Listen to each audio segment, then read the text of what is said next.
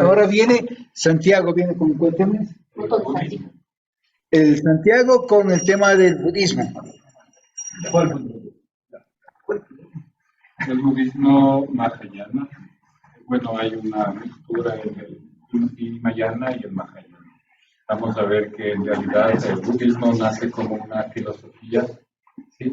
Y después que con el tiempo se van añadiendo rituales, ceremonias, cánticos, mantras, que de cierta forma sirven para diferentes personas de acuerdo a su estado de evolución de conciencia. Es muy práctico. Rituales, ceremonias, velas, cánticos, ayudan, dependiendo del estado de evolución de conciencia, pero en realidad nace como un conocimiento desnudo, es decir, una filosofía, un conocimiento. En ese sentido, puedo pedirte que hables un poquito más alto, por si acaso. En ese sentido, para que sigas, voy a poner dos palabras claves, perdón, en torno a lo que el ser humano de cierta forma está anclado desde que nace, antes que nace, y en lo que se dedica toda su vida, que es la sabiduría. Entonces podemos anotar por un lado acá la impermanencia, dos palabras claves para poder acercarnos a lo que es la sabiduría, y la otra las interrelaciones. Bien, entonces si partimos con budismo, entonces hay que recordar que Buda no es el nombre con el que había nacido el personaje que se iluminó, entonces por eso es que va a estar achacado, porque es un estado de iluminación, un estado de estar despierto, de que se despierta. Hay un dato bastante súper chévere. ¿Cuál es la madre de Buda? ¿Alguien sabe cuál es el nombre? Maya. Y Maya se considera en la cultura hindú. ¿Con qué significado? Ilusión. Entonces, Buda despierta de la ilusión. Nace de la ilusión y despierta. Entonces, en ese sentido, una de las primeras enseñanzas, cuando él se iluminó, era en una isla, al borde de un río, mejor dicho, cuenta que transmite su sabiduría, su conocimiento a 5 de sus compañeros ascetas. Entonces, creo que la mayoría saben, a contextualizar un poquito la vida de él. Quiere encontrar el fin del sufrimiento, entonces decide dejar todo lo que el ser humano ahora soñaría con tener. Juventud, belleza, qué sé yo, esposa, un reino, sirvientes, comida, todo lo que en los sentidos podría satisfacer. Entonces él deja todo ello para buscar realmente un cese al sufrimiento. Entonces, una de las primeras enseñanzas es las 4 nobles verdades, que la primera se llama dukkha. Y es importante conocer esto porque si no se entiende esto, en realidad todo lo demás queda tambaleante. Dukkha tiene una traducción no solamente como sufrimiento, sino más bien como impermanencia. Y ahí es cuando se ancla el sufrimiento, porque si dukkha es impermanencia, entonces, y si yo me apego a la impermanencia, entonces voy a sufrir. Entonces, las 4 nobles verdades es: el sufrimiento existe. Las causas, sería número 2, las causas del sufrimiento. Número 3, el cese del sufrimiento. Y 4, qué es lo que me ayudaría o el camino que me conduciría al cese del sufrimiento. Entonces, sabemos que todo en el mundo es impermanente. Hay que conocer los 5 agregados del ser. Entonces, los 5 agregados del ser partirían con la materia. En distintas culturas hay fuego, tierra, aire, agua. En distintas culturas van cambiando éter, etcétera, etcétera. Y también tenía unos nombres para mencionar de qué están hechos los sentidos. Entonces, primero es la materia que compone los sentidos. Y en ese sentido, hay algo que estimula los sentidos. Yo observo el marcador, entonces este es un objeto de sentido. Tengo un órgano a través del cual yo percibo el objeto visual. Más atrás está la percepción. Y de allí aparecen los estados mentales gracias a este objeto. Y de allí tengo conciencia más atrás, conciencia del marcador. Si no existiese este marcador, no voy a tener conciencia. Entonces vemos que la conciencia está mutando, está cambiando continuamente. Entonces, a eso hay una enseñanza en uno de los libros más antiguos, no me acuerdo el nombre ahorita, en el que dice la conciencia hay distintas conciencias en cada momento, así como los pensamientos cambian a cada rato, entonces la conciencia cambia. Una cosa es el fuego de la leña, otra cosa que sería una clase de conciencia, otra clase es el fuego del papel, ¿no es cierto? Pero cuando las cenizas. Entonces, esa es otra clase de conciencia. En ese sentido, vemos el sustento de que en realidad no hay un ente, un ego, un alma que vive eternamente. Entonces, esto hay que aclarar. Un dato muy importante. En última instancia, es necesario aclarar porque he estado investigando un poquito de diferentes fuentes de budismo y todas nos mencionan lo que la teosofía comparte, el hecho de que si bien todo es impermanente, pero hay alguien que está desarrollando conciencia. Y que éste lo hace vida tras vida en el eterno movimiento de ciclicidad. Nos guste o no, estamos dentro de una ciclicidad, que es gracias a esta impermanencia. Entonces, el alma da en la existencia de un ente, le llaman mente, ¿sí?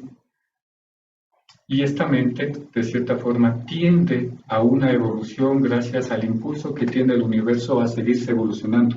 Entonces hay un componente del ser humano que es el mental y este tiene que llegar a un grado de evolución, un grado de lucidez tal, y ese sería la máxima evolución del ser humano.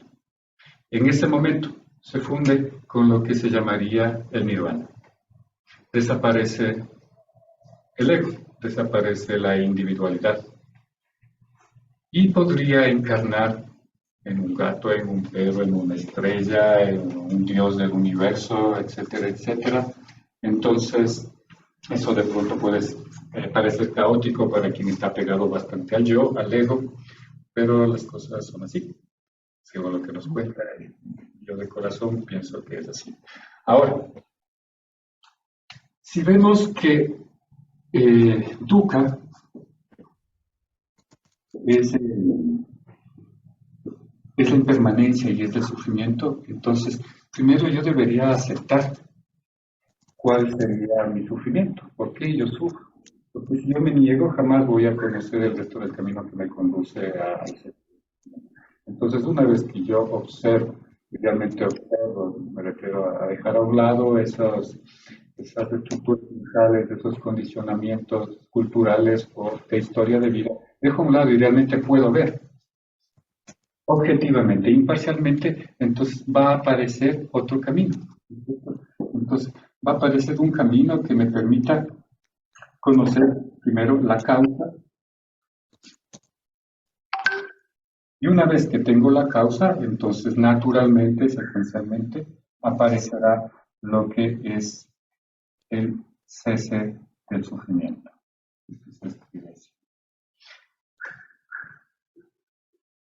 Ahora, ¿cuál es el camino entre estos dos? Pues lo que se conoce como el octuple sendero. Que podemos dividirle en las mismas categorías que podemos encontrar en Teosofía, que es el Dana, Shila y Bhavana. Dana, tenemos aquí, voy a poner acá la comprensión, vamos a ver que hay otro, tiene este orden cuando nosotros consultamos libros, pero en la práctica es diferente. Recto pensamiento,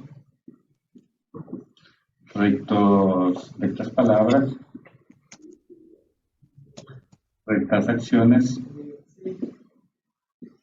rectos medios de vida,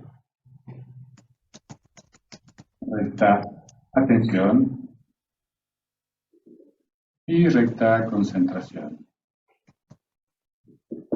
Tenemos 2, 4, 6, 7 y falta uno, que sería el recto esfuerzo, que tendría que ver por acá.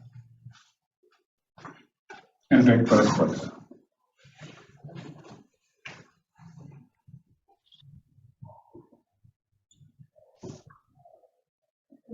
Ok, entonces dentro la base o el sustento de muchas escuelas mistéricas y la base que hay en las principales corrientes filosóficas o religiosas, buenas tardes, bienvenido, de desarrollo interno, vemos tres importantes categorías. La una, que es la misma que comparte Buda, gracias a la compasión, al ver a las personas, qué sé yo, el enfermo, que se cuenta el enfermo, el viejo, el que había fallecido, etcétera, es que lo hace gracias, conoce ese sufrimiento y qué es lo que le mueve. Lo que le mueve es la compasión. Entonces es lo que le mueve al Cristo, es lo que le mueve a distintos maestros de la historia de la humanidad.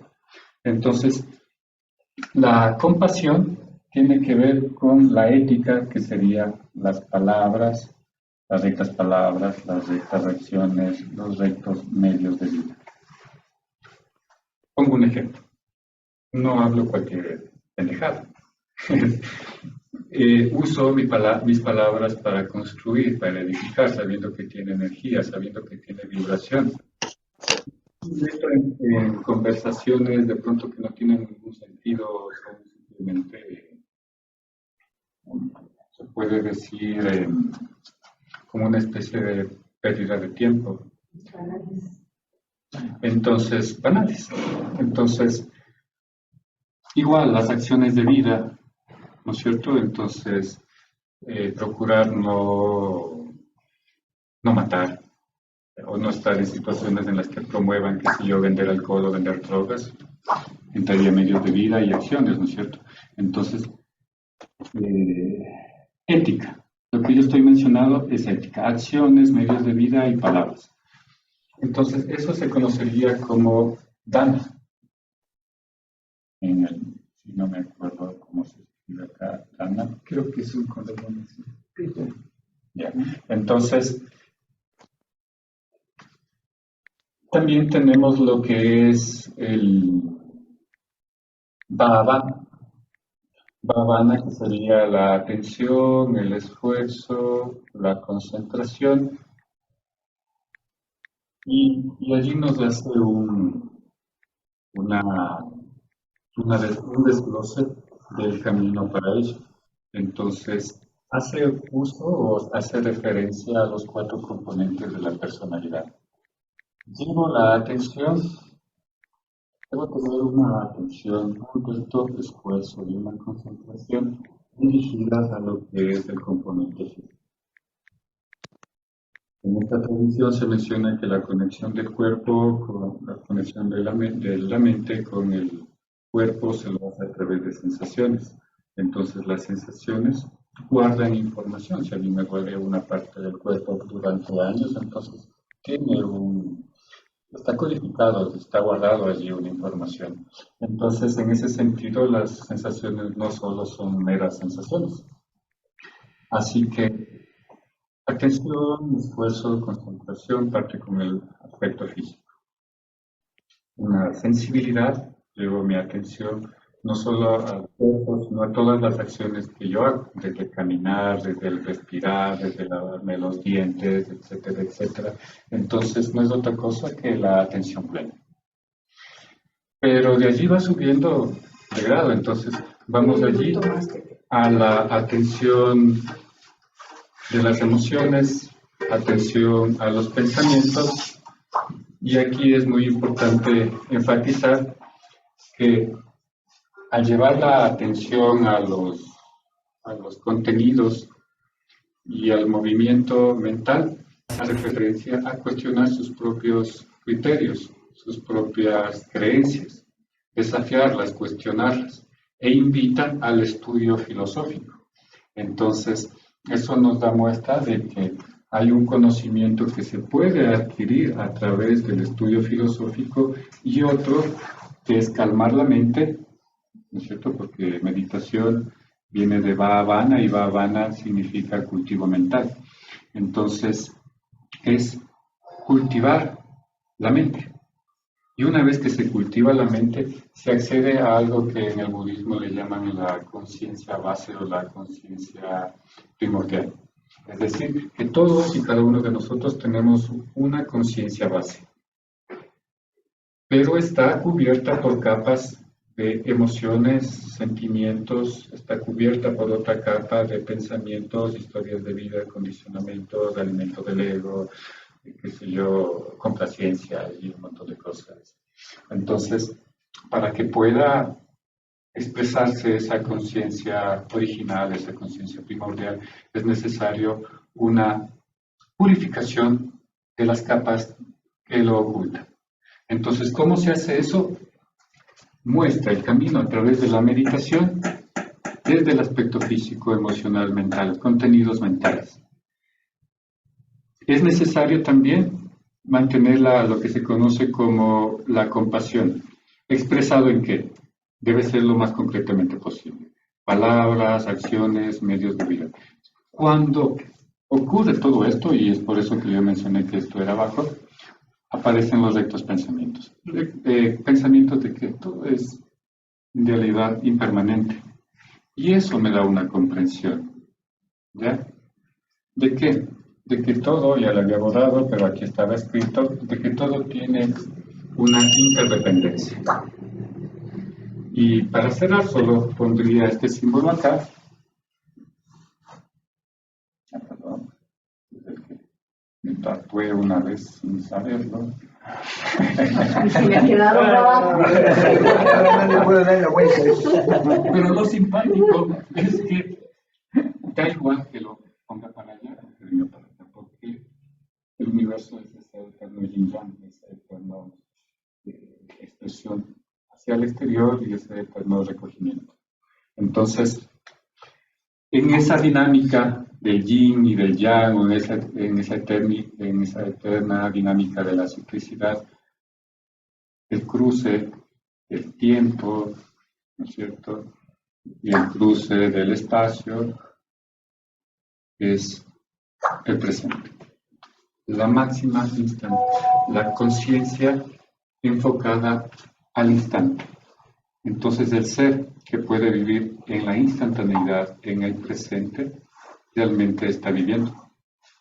Y no importa si es que vuelva a encarnar en lo que vuelva a encarnar o lo que pase, sino enfocar con la máxima dignidad posible, con la máxima trabajo, porque sí, el camino del héroe es muy importante. Todo esto también nos implica un camino del héroe. Solo un minutito. La recta atención. Con no tienes que negociar. La recta atención nos invita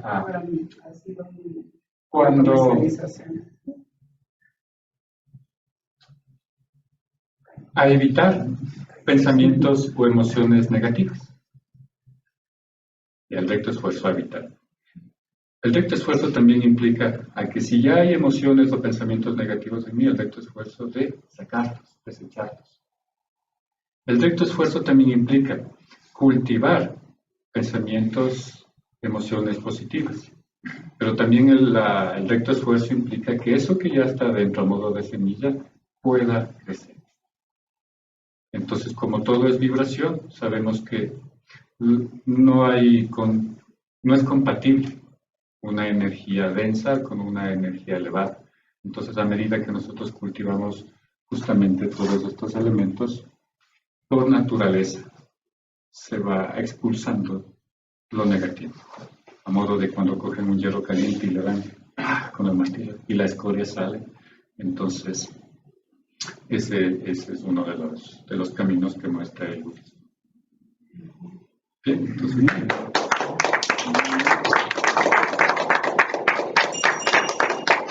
Justo a tiempo. Pregunta, si tienen alguna pregunta, por favor.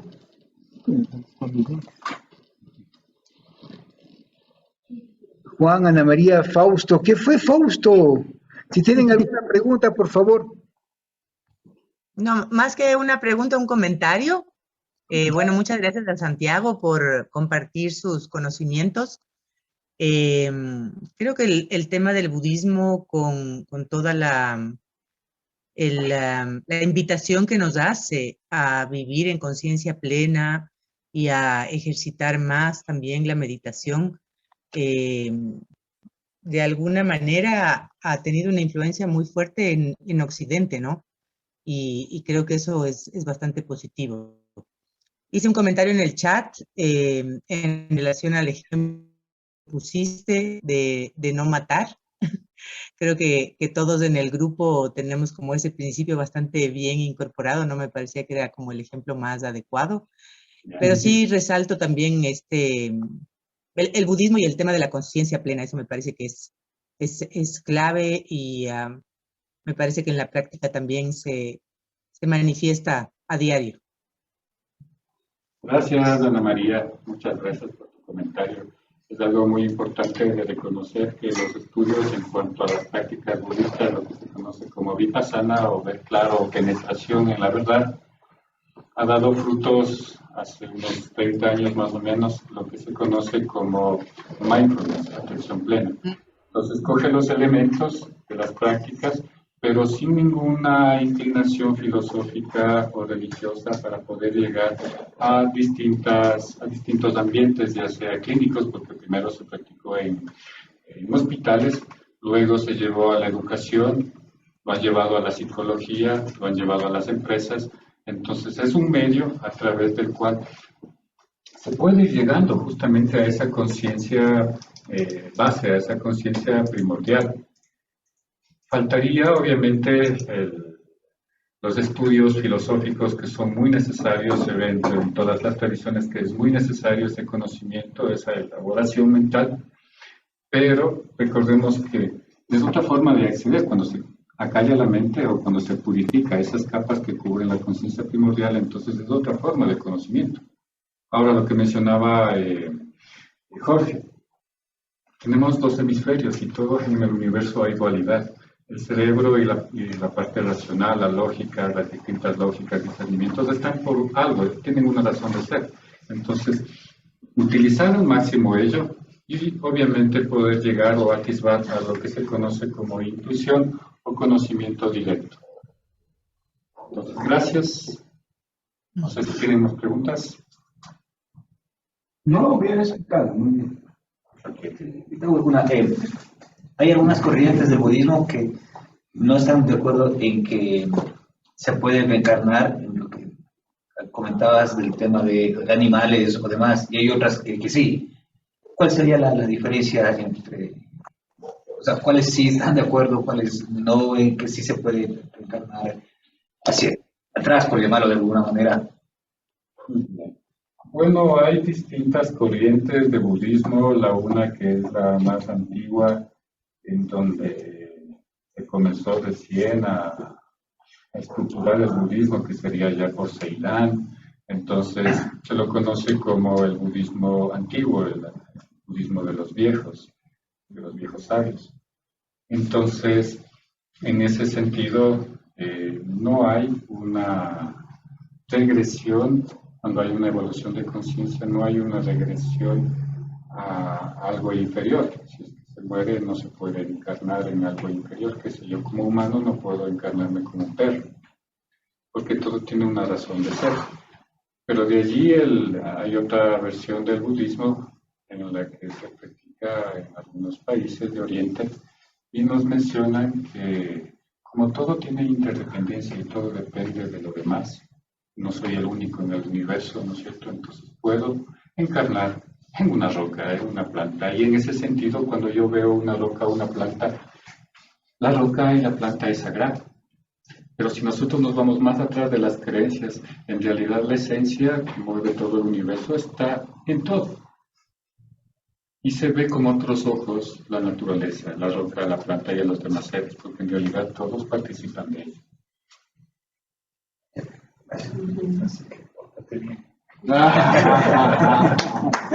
Muy bien, muchas gracias. Próximo.